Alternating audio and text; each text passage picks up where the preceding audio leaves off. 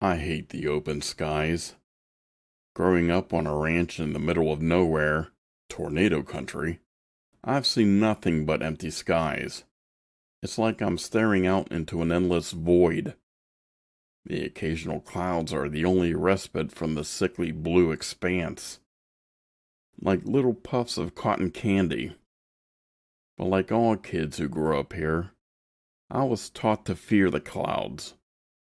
When they gathered in mass, it indicated a massive tornado. But I didn't care. The occasional twister would destroy some fields, but it always seemed less frightening than the void above me every day. This was until the skies disappeared. Clouds gathered one day, thick as my grandmother's soup. They coagulated above my head. As is tradition, we gathered up the horses and cattle, shuttered the windows, and moved into the tornado shelter to wait it out. A few hours later, we emerged. The clouds were still there. Was this a storm? So we kept the windows shuttered and the cattle locked up, and went to cut the channels in the fields to let the water out. Storms were not common here, but they were not unheard of. Once that was done, we waited for the storm. No rains came, no thunder was heard, and no winds blew, but the clouds were still there. We decided to ignore the odd phenomenon and move on.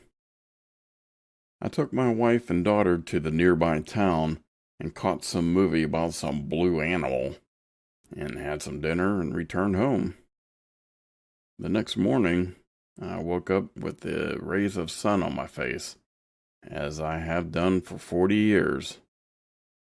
Little did I expect the clock on my wall to read 9 a.m. I looked outside and the clouds were still there, dark and dreary. I went to the television and flipped to the local news channel, and the staticky anchor said after a while that the odd clouds were from some freak weather phenomenon and would dissipate eventually. That was 4 years ago. The electricity cut off a few days after the broadcast. The phone lines died the next day. Not that I could reach anyone I tried. My sister living in New York, the news channel, 911. Nobody was reachable.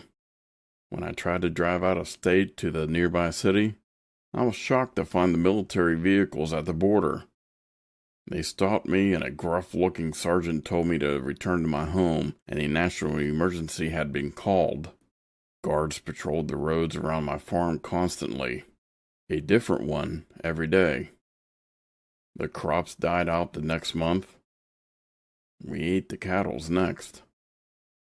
The horses followed. And 3 weeks ago, the clouds had descended and surrounded everything in an impenetrable mist. We haven't left the farmhouse.